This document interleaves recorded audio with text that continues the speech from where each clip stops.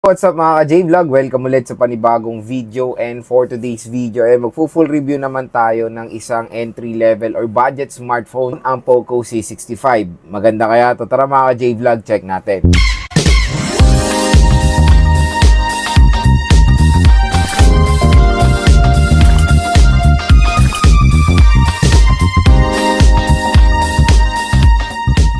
So yun mga ka-J-Vlog, matagal ko nang na-unbox ang Poco C65 and na-game test ko na rin yan. Early 2024 nung bumili tayo na itong smartphone na to, pero pagpasensya nyo na, ngayon ko lang siya marireview dahil ang daming ganap na nangyari, di ba? So sobrang busy, kaya ngayon lang ako nagkakaroon ng chance to review all the units ng mga non-box ko nung nakaraang buwan.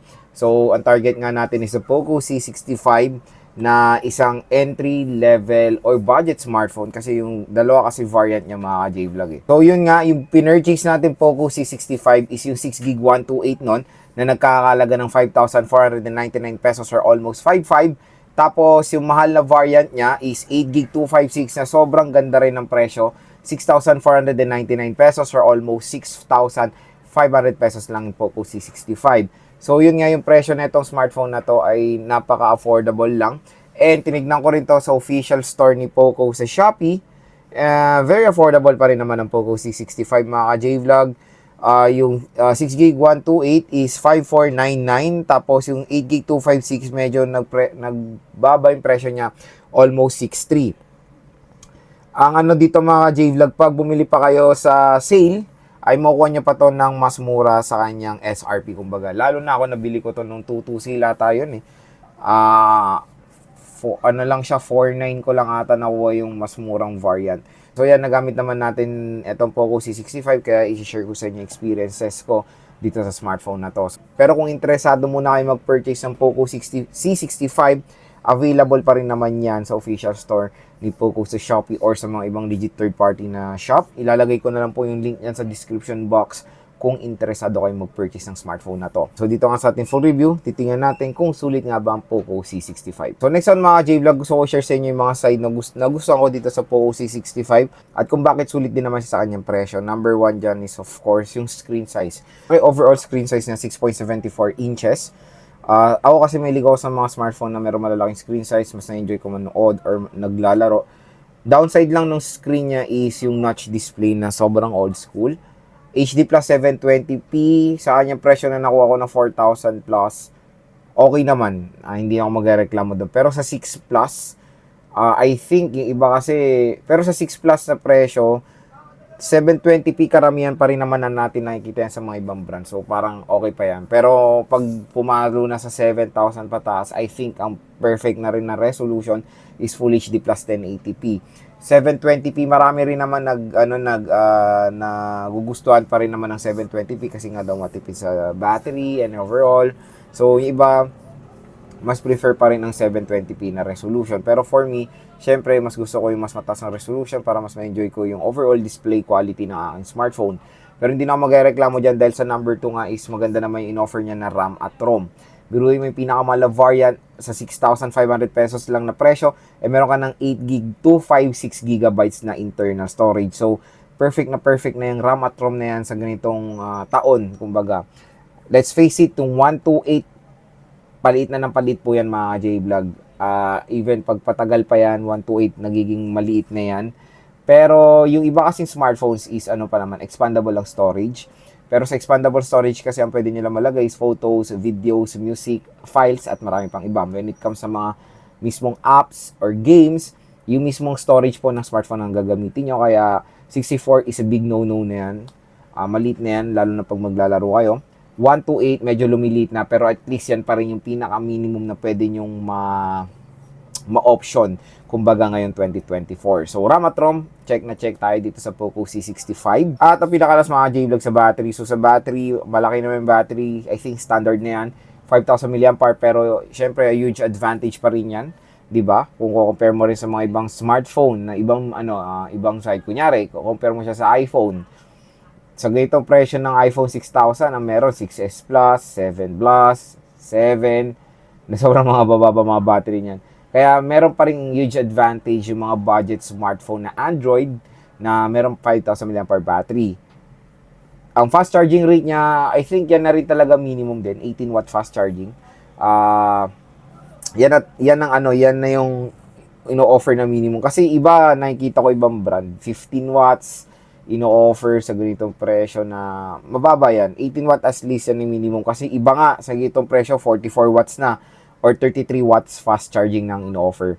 Pero malay natin next year, ang pinaka-minimum na talaga is at least 33 watts. Kasi yung 18 watts, syempre, habang is parang bumabagal na rin kasi iba na experience na yung 33 watts, 44 watts, nababagalan na sila sa 18 watts fast charging rate. So, yun, okay naman yung battery. Pero yun, okay naman yung overall battery performance ng Poco C65. Nakapaglaro na rin ako dito. Matagal din naman po siya malobat. So, yun mga J-Vlog yung mga nagustuhan ko dito sa Poco C65. Sana po nakatulong po sa inyo to kung nagde-decide kayo bumili na itong smartphone na to. Si Poco C65 ay meron triple rear camera. Yung main camera niya is merong 50 megapixels. At yung front camera niya is merong 8 megapixels. Both ay capable ng Full HD 1080p video recording.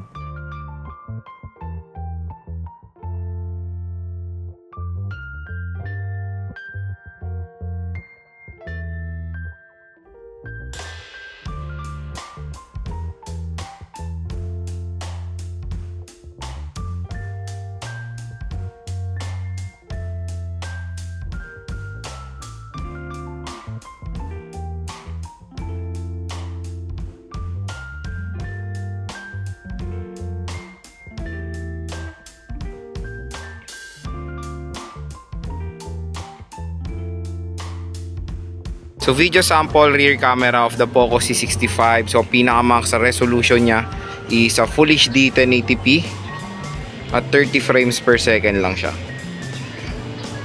So ayan.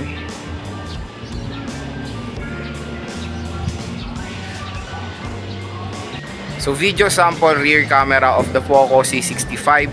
So pinaka-max sa resolution niya rin same sa rear, Full HD 1080p at 30 frames per second. So yun. Hindi na mag-judge, pero based dito sa screen niya, maganda na, malinaw. Hindi ko lang alam yung audio quality kung okay.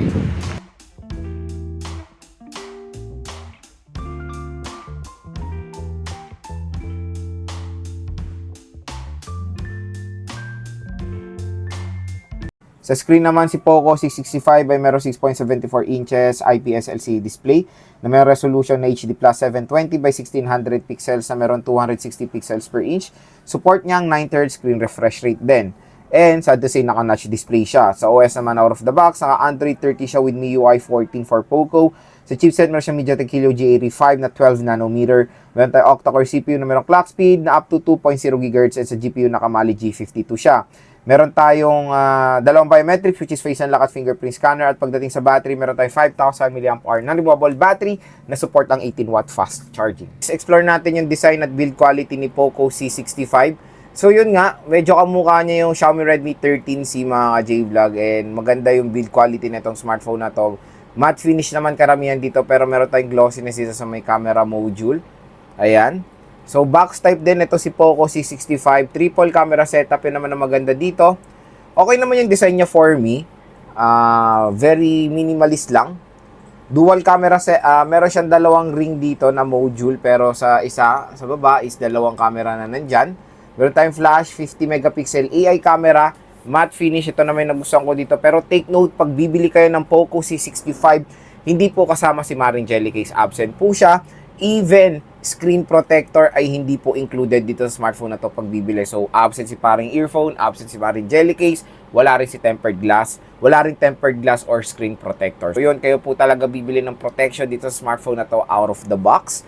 Sa frame, okay naman din, matte finish. Tapos sa right side is nandito yung power button / fingerprint scanner and yung volume rocker. Sa taas naman ng smartphone is a 3.5mm headphone jack. Sa left side is the SIM tray. Sa baba naman is microphone, USB Type-C port at yung speaker grills niya. Sad to say mga J-Vlog, still naka-notch display pa rin si Poco C65. And maganda rin naman, bumawi naman sa screen size dahil malaki naman po. So next, explore natin yung camera app ni Poco C65. So nandito ngayon tayo sa photo mode niya. Sa taas ay naka-hidden yung mga settings. Meron tayong flash, aspect ratio, HDR mode, guideline. So meron siyang macro lens, so meron siyang macro mode, yun yung maganda dyan. timer, voice shutter, tilt shift, time burst, and watermark. Yung watermark, syempre, ito yung mayroong phone model sa baba ng ating mga photos. Sad to say, wala po siyang ultra-wide camera. Meron tayong 2 times zoom na hanggang 10 times digital zoom po tayo dito sa Poco C65.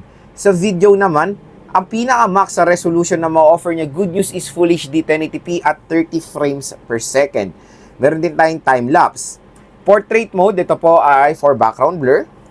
Para magamit yung full potential ng kanyang megapixel, pumunta tayo sa 50 megapixel mode. Meron din tayong night mode for low light shots. Sa front camera naman, and hello, ang malinaw yung front cam nito mga ka-J-Vlog. Ito yung nagustuhan ko rin sa Poco C65. Meron din tayong portrait mode for background blur. Sad to say, wala siyang night mode sa front camera. Meron siyang beautification, of course, sa front. And ang pinaka-importante sa front camera is yung beautifications. Video, ang pinaka-max sa resolution na ma-offer niya is Full HD 1080p at 30 frames per second. So ilan naman mga J-Vlog ang camera app ni Poco C65, napakasimple lang. So speaker test tayo dito sa Poco C65 at gagamit tayo ng sound level meter. So start tayo.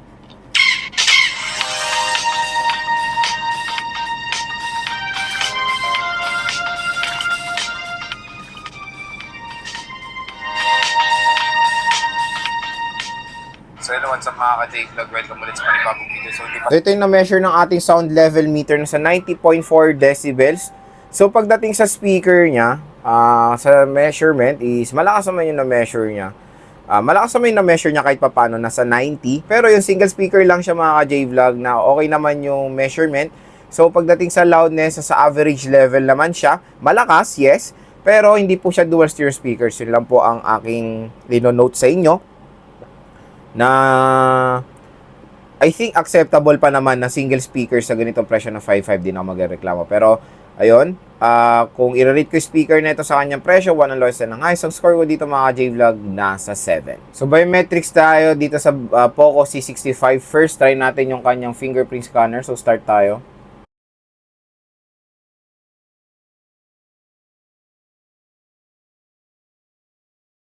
So pagdating sa fingerprint scanner, fast and accurate naman. Next is face unlock.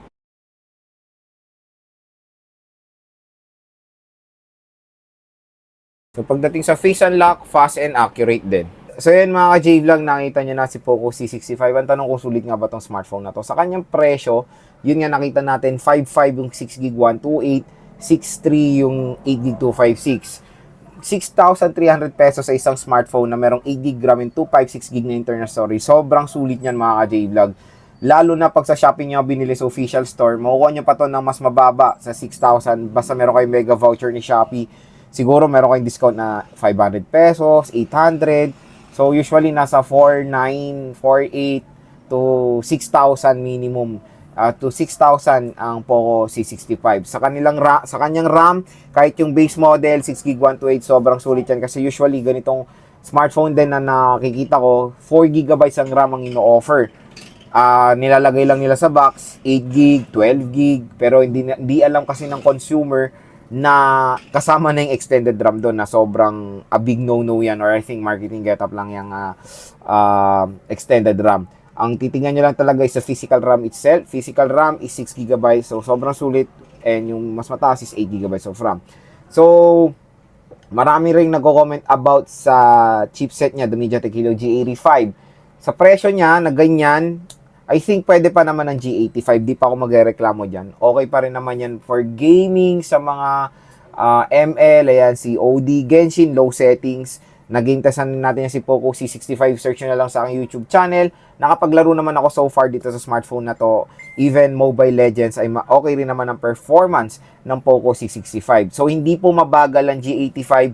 Iba kasi ayaw na nila yan kasi outdated na yung chipset na yan or matagal nang na-release. Pero yon, ako na-appreciate ko rin naman na sa ganitong presyo is parang pinapantay naman nila yung specs, kumbaga. Yung chipset na nilagay nila is hindi super bagal. Compare kasi, syempre, tayo, nag-review na tayo, napakatagal na. Yung mga ganitong presyo nga dati na smartphone ng 2020, 2019, 2021, ang ino-offer P35, Snapdragon 400 series, na sobrang sakit sa ulo, di ba? Pero dito at least, binibigyan nila to ng chipset na hindi sobrang bagal, kumbaga. Outdated man, pero hindi pa naman sobrang bagal, kumbaga mga J-Vlog. At makakalaro pa rin naman tayo kahit pa paano sa Poco C65. So yun lang mga ka-J-Vlog ang ating full review dito sa smartphone na to. Hopefully nakatulong to. Kung nagde-decide pa rin kayo bumili ngayon ng Poco C65, available pa rin yan sa mga official stores like Shopee and Lazada. Kung interesado kayo bumili ng smartphone na to, huwag kayo mag-alala, ilalagay ko po yung link niyan